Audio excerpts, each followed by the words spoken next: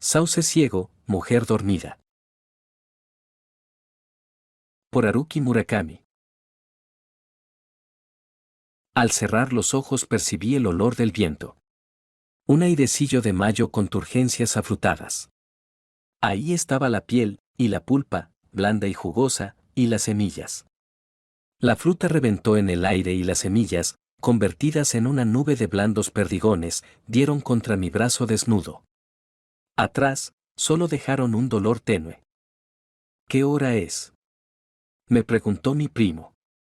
Como yo le llevaba casi 20 centímetros de estatura, me hablaba con el rostro alzado hacia mí. Eché una ojeada al reloj de pulsera. Las 10:20. ¿Va bien ese reloj?, me preguntó mi primo. Yo diría que sí. Mi primo me tiró de la muñeca y observó el reloj. Sus dedos eran finos y suaves, más fuertes de lo que cabía esperar. Oye, ¿es caro? No, ¿qué va? Es una baratija, contesté echándole otro vistazo a la esfera. No hubo respuesta. Al mirar a mi primo descubrí que me observaba con una expresión de desconcierto. Aquellos dientes blancos que le asomaban entre los labios parecían huesos atrofiados. Es una baratija, repetí articulando bien cada sílaba y mirándolo a la cara. Es una baratija, pero funciona muy bien. Él asintió en silencio. Mi primo es sordo de la oreja derecha. Justo al empezar primaria, una pelota de béisbol le dio en la oreja y su oído se resintió. Pero esto apenas supone un impedimento a la hora de llevar a cabo sus quehaceres diarios.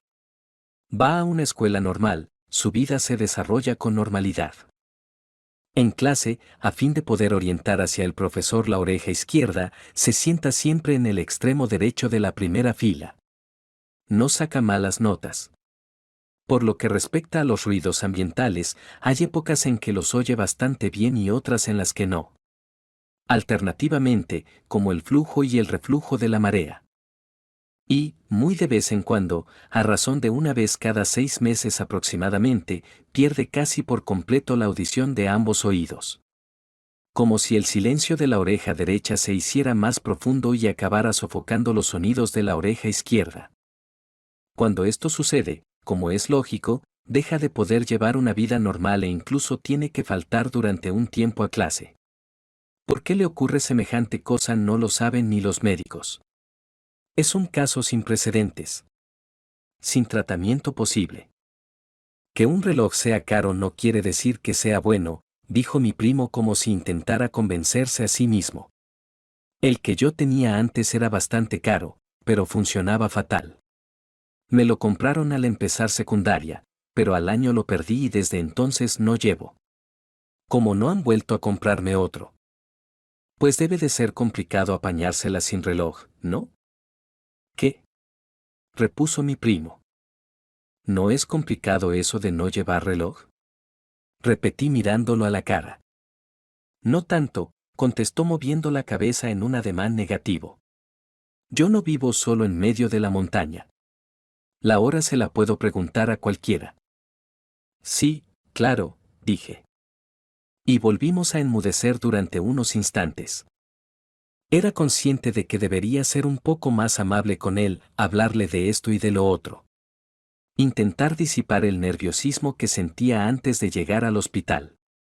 Pero habían transcurrido 5 años desde que nos vimos por última vez. Durante esos 5 años, mi primo había pasado de los 9 a los 14 años, y yo, de los 20 a los 25. Y ese lapso de tiempo había levantado entre nosotros una barrera opaca imposible de atravesar. Me esforzaba en pronunciar las palabras oportunas, pero éstas se negaban a acudir a mis labios. Y a cada balbuceo, a cada omisión, mi primo me miraba con expresión apurada. Con la oreja izquierda ligeramente vuelta hacia mí. ¿Qué hora es?, me preguntó mi primo.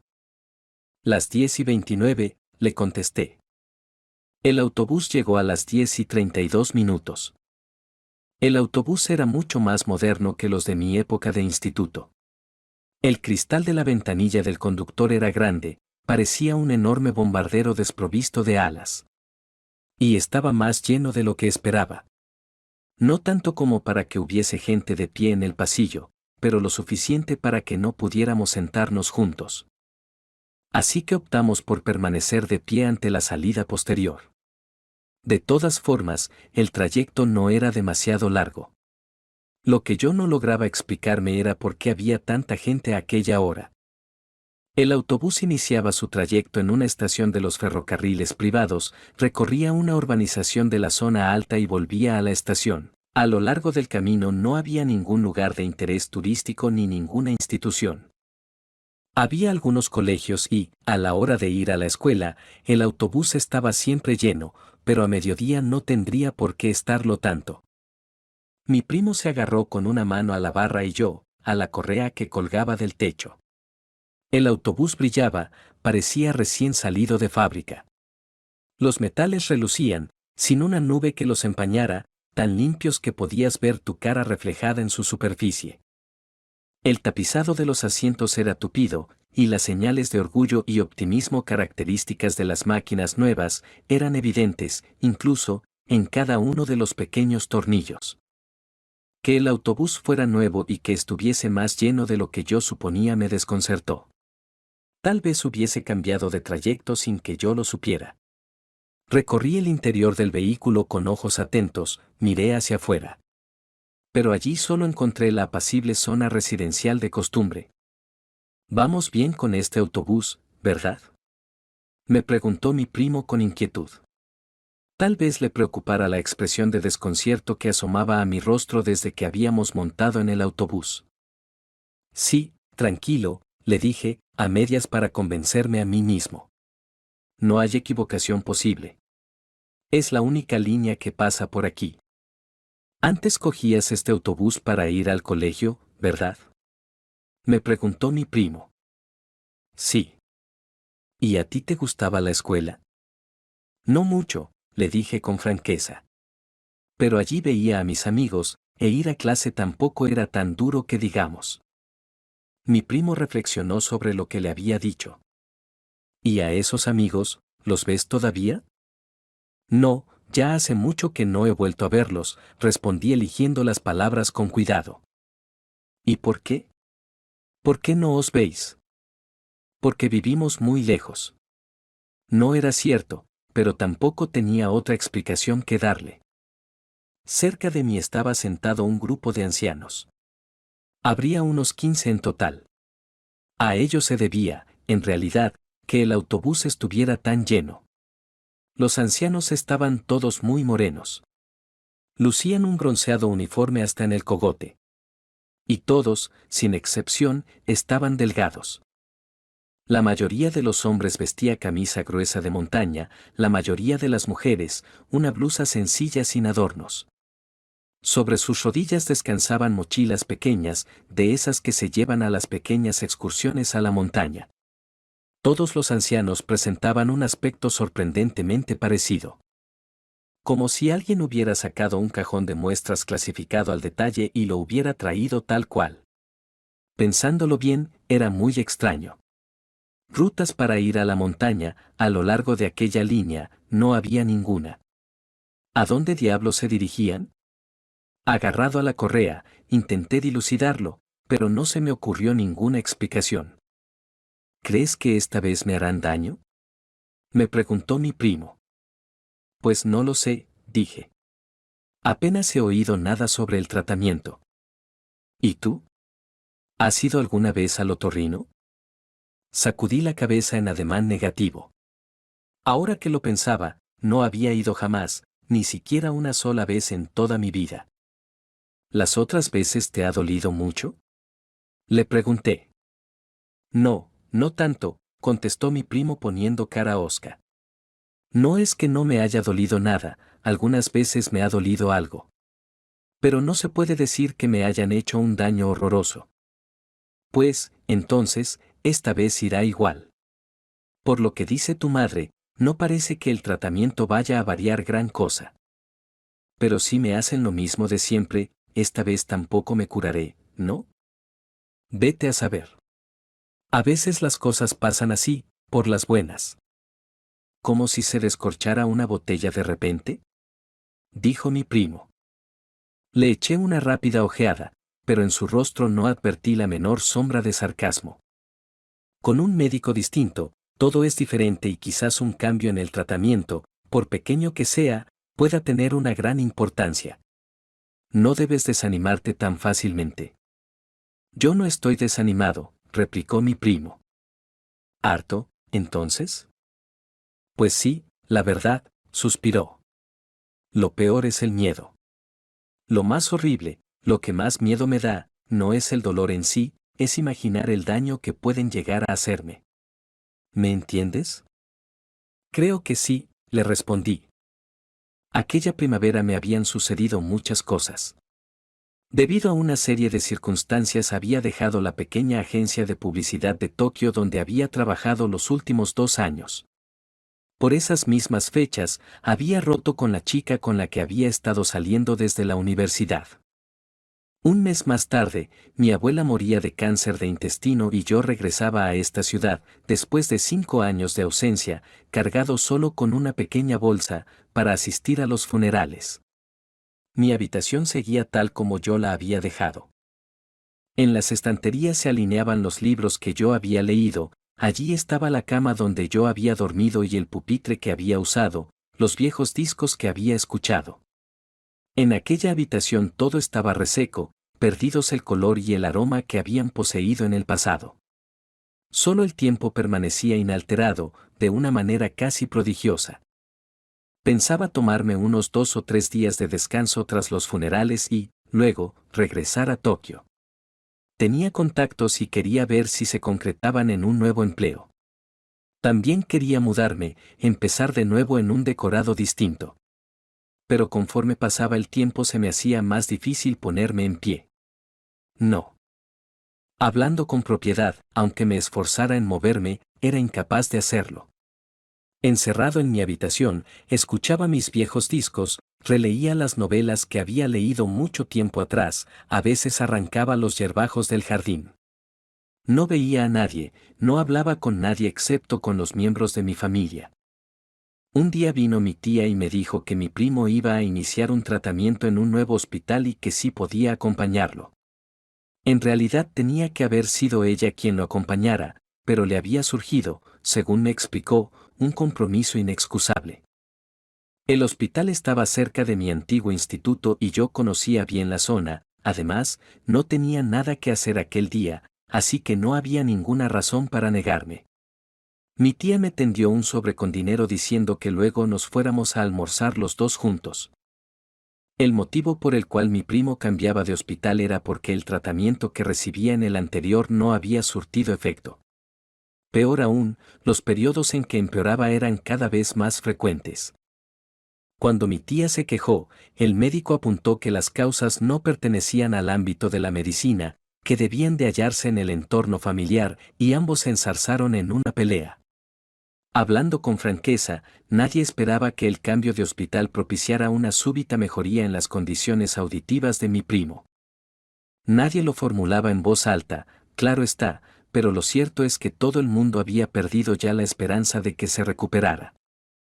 Mi primo y yo vivíamos cerca, pero, llevándonos como nos llevábamos más de 10 años, jamás habíamos mantenido una relación muy estrecha.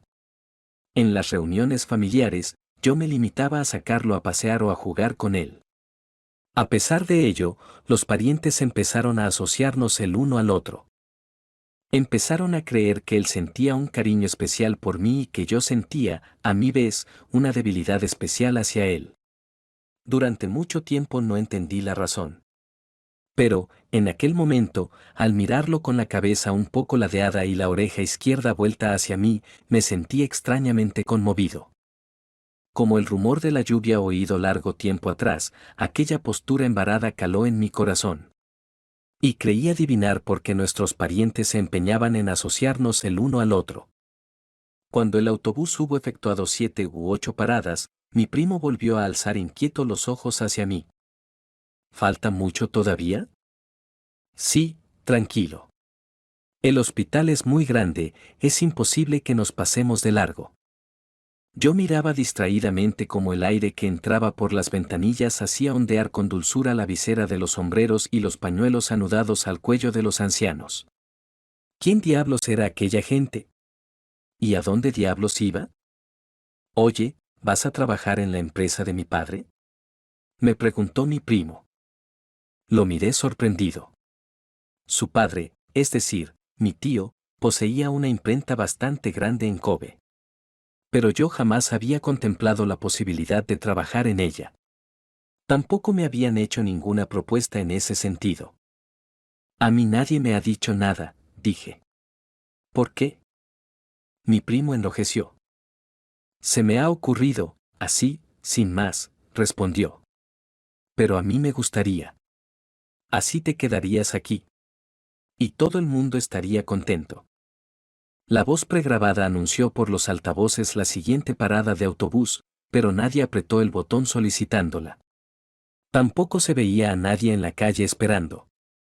Es que tengo cosas que hacer en Tokio, dije. Mi primo asintió en silencio. En realidad, no tengo nada que hacer en ninguna parte. Pero el último lugar donde puedo estar es aquí. Conforme el autobús fue subiendo la cuesta de la montaña, las hileras de edificios se hicieron más escasas. El tupido ramaje de los árboles arrojaba una densa sombra sobre la calzada. Empezaron a aparecer casas de estilo extranjero, de paredes pintadas y vallas bajas. El aire era fresco. Cada vez que el autobús tomaba una curva, el mar aparecía bajo nuestros ojos para desaparecer a continuación. Mi primo y yo fuimos siguiendo con la mirada el paisaje hasta llegar al hospital. Mi primo me dijo que la visita sería larga y que no me necesitaba, que lo esperara en alguna parte. Tras dirigir un breve saludo al médico, salí de la sala de consulta y me dirigí a la cafetería. Aquella mañana apenas había desayunado y tenía el estómago vacío, pero en el menú no encontré nada que me despertara el apetito. Al final, pedí solo un café. Era un día laborable por la mañana y en el comedor, aparte de mí, únicamente había una familia. El que debía de ser el padre era un hombre cuarentón, con un pijama a rayas azul marino y unas zapatillas de plástico. La madre y las dos niñas pequeñas, gemelas, estaban de visita. Las dos gemelas vestían idénticos vestidos blancos y ambas estaban inclinadas sobre la mesa con cara muy seria tomándose un zumo de naranja. Las heridas o la enfermedad del padre no parecían ser graves y en el rostro de todos, tanto en el de los padres como en el de las hijas, se reflejaba el aburrimiento. Al otro lado de la ventana se extendía el césped. El sistema de aspersión giraba ruidosamente esparciendo sobre la hierba gotas de blancos destellos. Dos pájaros de largas colas y chillido estridente cruzaron el césped en línea recta para desaparecer, al instante, de mi campo visual. En un extremo de la extensión de hierba había unas canchas de tenis, sin redes, y no se veía un alma en ellas. Más allá de las pistas había unas hileras de olmos y, a través de las ramas, se divisaba el mar. Aquí y allá, pequeñas olas centelleaban al sol de principios de verano. El viento que soplaba a través de los árboles hacía oscilar las hojas verdes de los olmos y desviaba levemente la regular aspersión del sistema de riego. Tuve la sensación de haber visto aquella escena en el pasado, en algún otro lugar. Un amplio cuadro de césped, dos gemelas tomando zumo de naranja, unos pájaros de larga cola que volaban a alguna parte, el mar asomando tras unas pistas de tenis sin red. Pero se trataba de una ilusión. Era una sensación terriblemente vívida e intensa, pero yo sabía que no era más que una ilusión. Era la primera vez que pisaba aquel hospital. Apoyé los dos pies en la silla de delante, respiré hondo y cerré los ojos. En la oscuridad vi una masa blanca. Se dilataba y contraía en silencio como un microorganismo bajo la lente del microscopio. Mutaba y se multiplicaba, se dispersaba y volvía a agruparse. Hacía 8 años que había ido a aquel hospital. Un pequeño hospital junto al mar. Por las ventanas de la cafetería solo se veían unos laureles. El edificio era viejo y olía siempre a lluvia. Habían operado del pecho a la novia de un amigo mío y habíamos ido a visitarla los dos. Eran las vacaciones estivales del segundo año de instituto.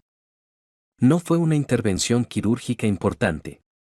Solo le corrigieron la posición de una costilla que, de nacimiento, ella tenía ligeramente desplazada hacia adentro. Tampoco se trató de una operación de urgencia, sino de una de esas operaciones ineludibles que, ya que tienes que hacértela un día u otro, te la quitas de encima en cuanto puedes. La intervención en sí fue muy breve, pero después tuvo que hacer reposo, así que permaneció hospitalizada unos 10 días. Nosotros dos fuimos a verla al hospital montados en una Yamaha 125cc. A la ida condujo él, a la vuelta, yo.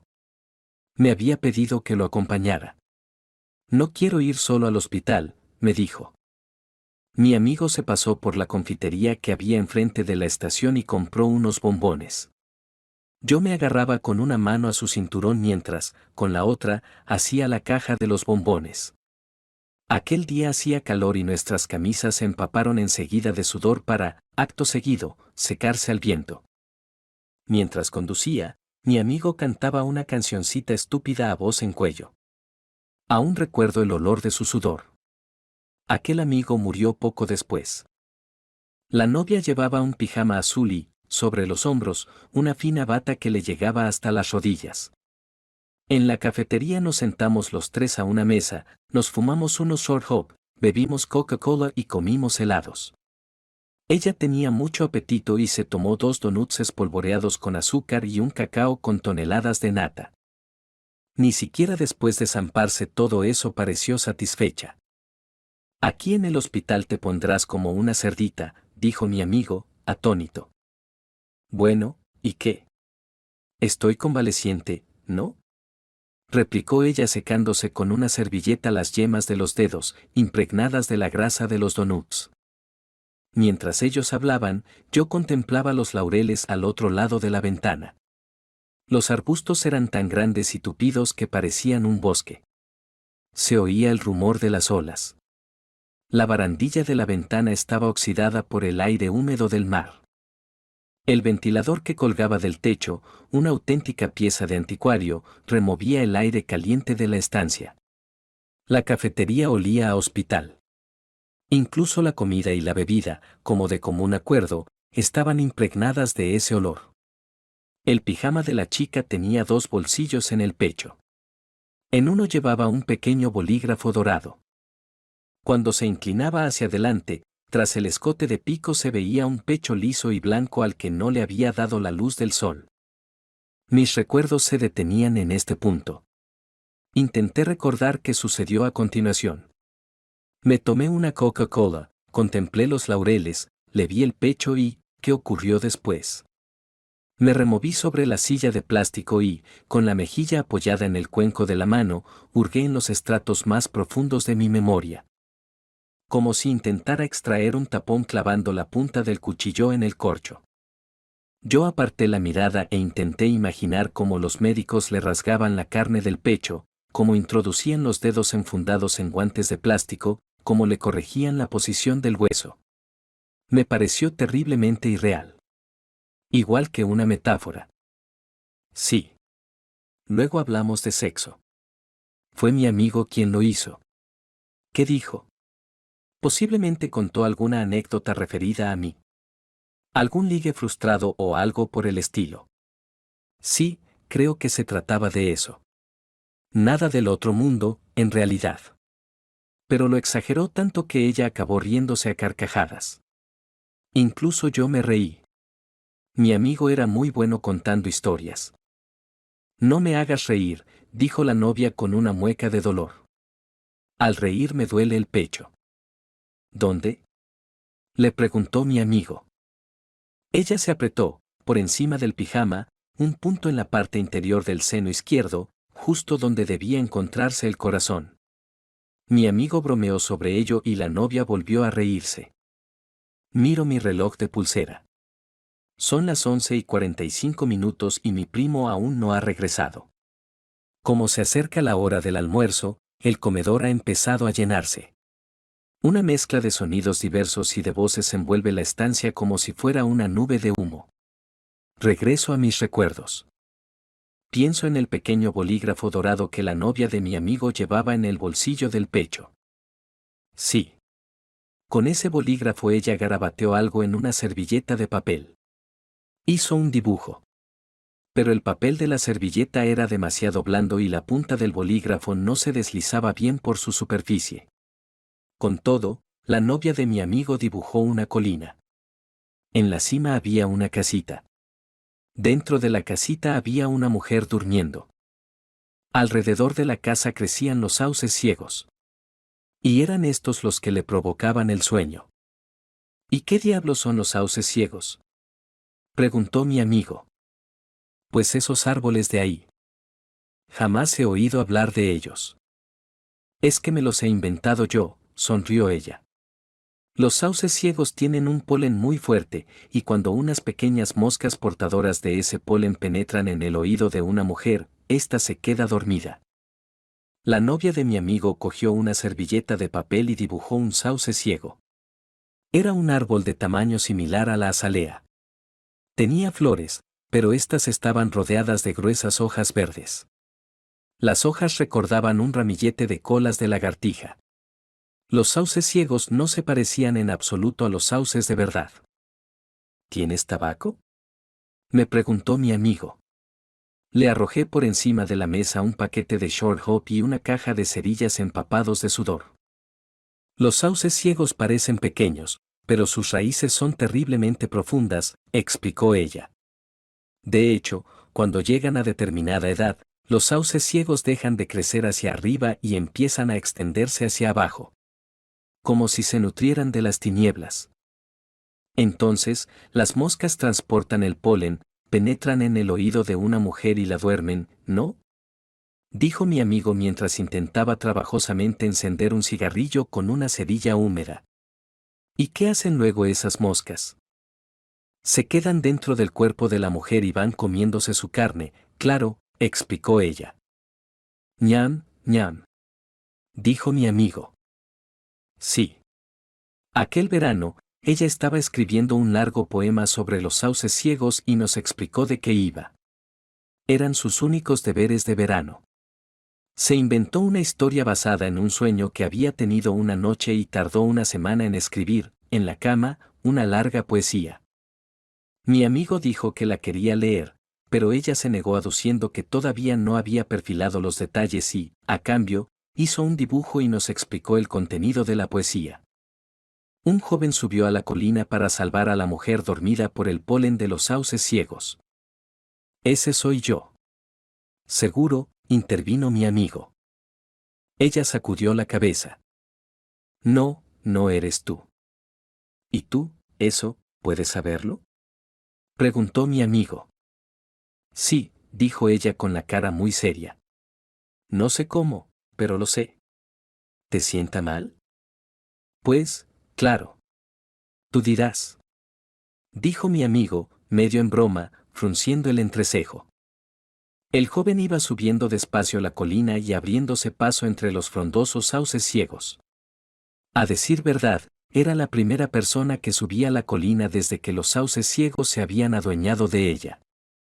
Con la gorra encasquetada hasta las cejas, el joven avanzaba ahuyentando con una mano las moscas que pululaban a su alrededor. Para ver a la joven dormida. Para despertarla de su largo y profundo sueño. Pero, allá en lo alto de la colina, las moscas ya habían devorado el cuerpo de la mujer, ¿verdad?, dijo mi amigo. En cierto sentido, respondió ella. Eso de que, en cierto sentido, su cuerpo haya sido devorado por las moscas debe de significar que, en cierto sentido, esta es una historia triste. Seguro, dijo mi amigo. Pues, tal vez, dijo ella tras reflexionar unos instantes. ¿Qué te parece a ti?, me preguntó. Pues que suena, en efecto, a historia triste, respondí. Mi primo volvió a las 12:20. Tenía la mirada perdida y llevaba una bolsa con medicamentos en la mano. Plantado en la entrada de la cafetería, tardó mucho tiempo en localizar mi mesa. Sus pasos eran rígidos, como si le costara mantener el equilibrio. Al tomar asiento frente a mí, aspiró una profunda bocanada de aire, como si hubiera estado tan ocupado que se le hubiese olvidado respirar. ¿Cómo ha ido?, le pregunté. Uf, suspiró mi primo. Aguardé unos instantes a que empezara a hablar, pero no dijo nada. ¿Tienes hambre? Le pregunté.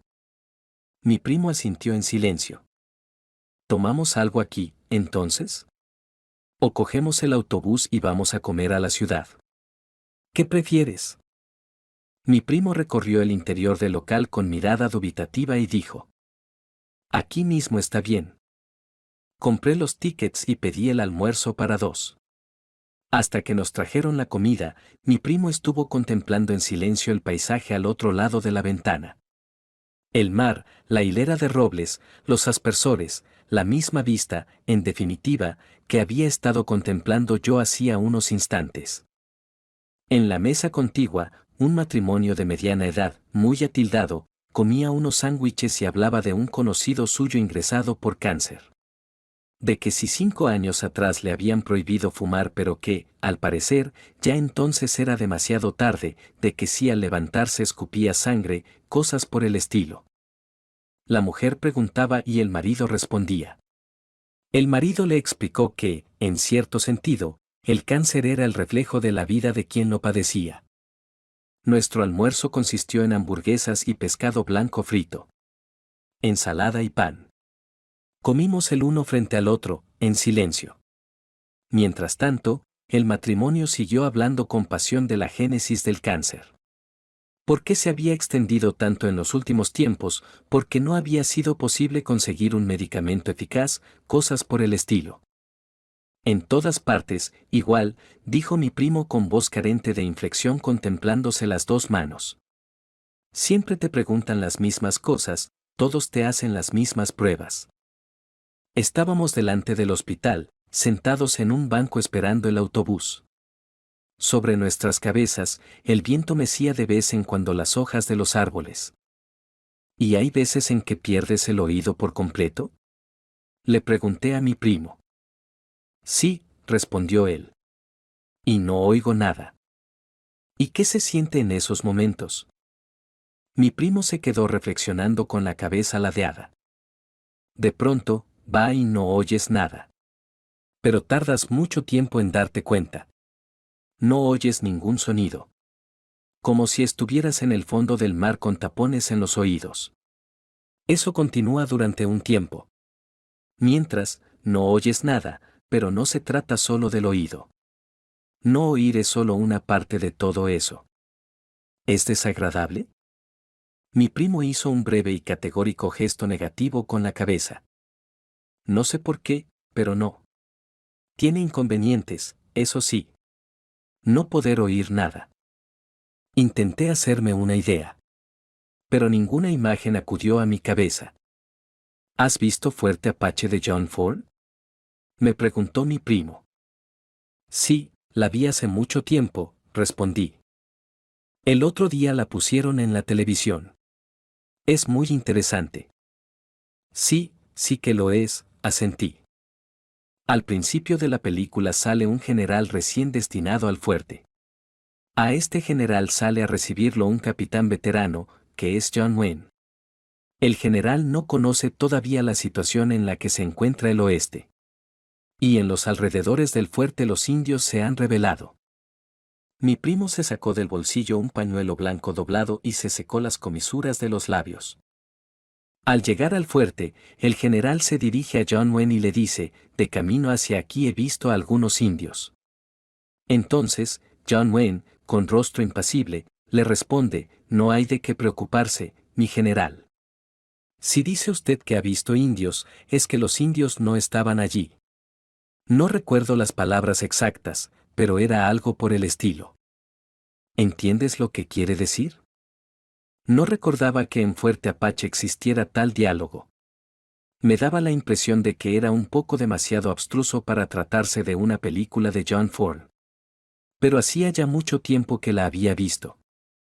Pues querrá decir que lo que cualquiera puede ver no tiene gran importancia. Vaya, eso me parece. Mi primo frunció el entrecejo. Tampoco acabo de entenderlo yo, pero cada vez que alguien me compadece por lo del oído, no sé por qué, pero me acuerdo de estas palabras, si dice usted que ha visto indios, es que los indios no estaban allí. Me reí. ¿Es raro? Me preguntó mi primo. Sí, lo es, dije. Mi primo también se rió. Hacía tiempo que no lo veía reír. Tras dejar pasar unos instantes, mi primo dijo como si me confiara algo. Oye, ¿puedes mirarme el oído? ¿Mirarte el oído? Le pregunté con una ligera sorpresa. Basta con que lo mires desde fuera. Sí, claro. ¿Pero por qué quieres que lo haga? Pues, no sé, contestó mi primo sonrojándose. Es que me gustaría que miraras qué aspecto tiene. Vale, dije. Ahora mismo te lo miro. Mi primo se sentó dándome la espalda y encaró hacia mí la oreja derecha. Tenía la oreja muy bien formada. En sí, era de pequeño tamaño, pero la carne del lóbulo aparecía abultada como una magdalena recién horneada. Se trataba de la primera vez que le inspeccionaba la oreja a alguien. Observándola con atención pude constatar que, en comparación con otros órganos del cuerpo humano, la oreja es, desde el punto de vista morfológico, un gran enigma. Presenta, en algunos puntos, pliegues y vueltas hasta lo irrazonable, en otros, protuberancias y depresiones.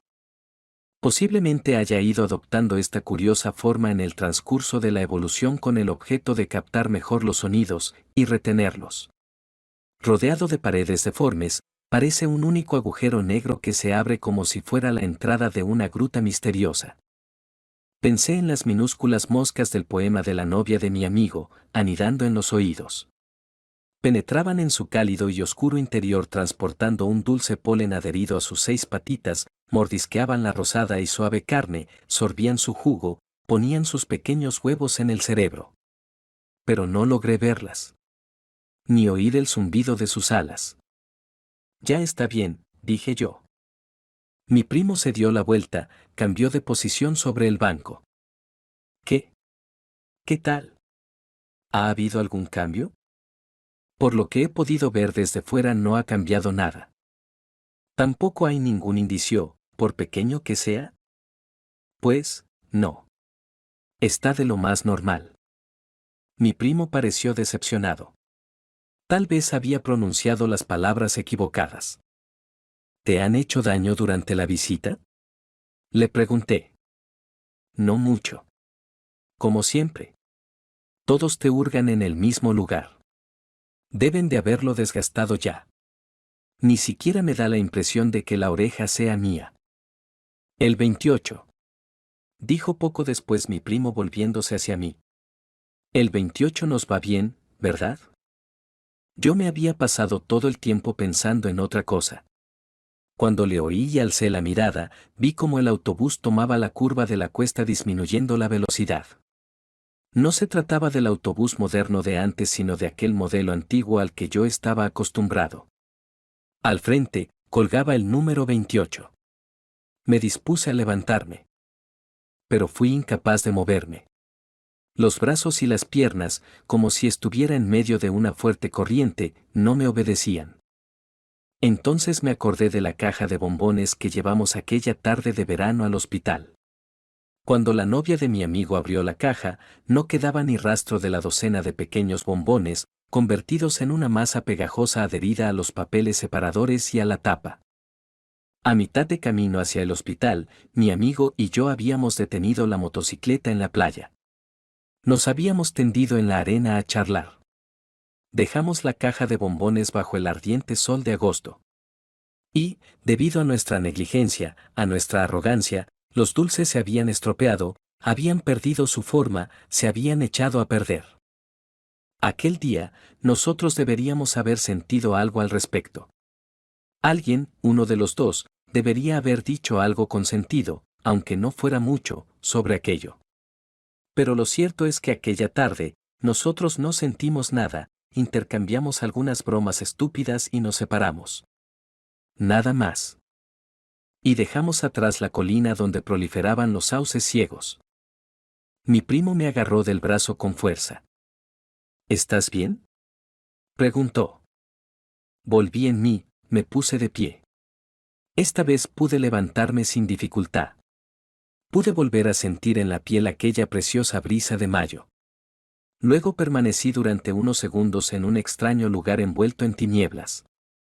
En un lugar donde no existía lo visible y sí existía lo invisible. Unos instantes después, el autobús 28 real se detenía ante nuestros ojos y abría sus puertas reales. Y nosotros pasábamos a su interior y nos dirigíamos a otra parte. Apoyé una mano en el hombro de mi primo. «Estoy bien», le dije. Sauce ciego, mujer dormida. Por Haruki Murakami. Al cerrar los ojos percibí el olor del viento. Un airecillo de mayo con turgencias afrutadas. Ahí estaba la piel, y la pulpa, blanda y jugosa, y las semillas. La fruta reventó en el aire y las semillas, convertidas en una nube de blandos perdigones, dieron contra mi brazo desnudo. Atrás, solo dejaron un dolor tenue. «¿Qué hora es?», me preguntó mi primo. Como yo le llevaba casi 20 centímetros de estatura, me hablaba con el rostro alzado hacia mí. Eché una ojeada al reloj de pulsera. Las 10:20. «¿Va bien ese reloj?», me preguntó mi primo. Yo diría que sí. Mi primo me tiró de la muñeca y observó el reloj. Sus dedos eran finos y suaves, más fuertes de lo que cabía esperar. «Oye, ¿es caro?». «No, ¿qué va?». «Es una baratija», contesté echándole otro vistazo a la esfera. No hubo respuesta. Al mirar a mi primo descubrí que me observaba con una expresión de desconcierto. Aquellos dientes blancos que le asomaban entre los labios parecían huesos atrofiados. «Es una baratija», repetí articulando bien cada sílaba y mirándolo a la cara. «Es una baratija, pero funciona muy bien». Él asintió en silencio. Mi primo es sordo de la oreja derecha. Justo al empezar primaria, una pelota de béisbol le dio en la oreja y su oído se resintió. Pero esto apenas supone un impedimento a la hora de llevar a cabo sus quehaceres diarios. Va a una escuela normal, su vida se desarrolla con normalidad. En clase, a fin de poder orientar hacia el profesor la oreja izquierda, se sienta siempre en el extremo derecho de la primera fila. No saca malas notas. Por lo que respecta a los ruidos ambientales, hay épocas en que los oye bastante bien y otras en las que no. Alternativamente, como el flujo y el reflujo de la marea. Y, muy de vez en cuando, a razón de una vez cada 6 meses aproximadamente, pierde casi por completo la audición de ambos oídos. Como si el silencio de la oreja derecha se hiciera más profundo y acabara sofocando los sonidos de la oreja izquierda.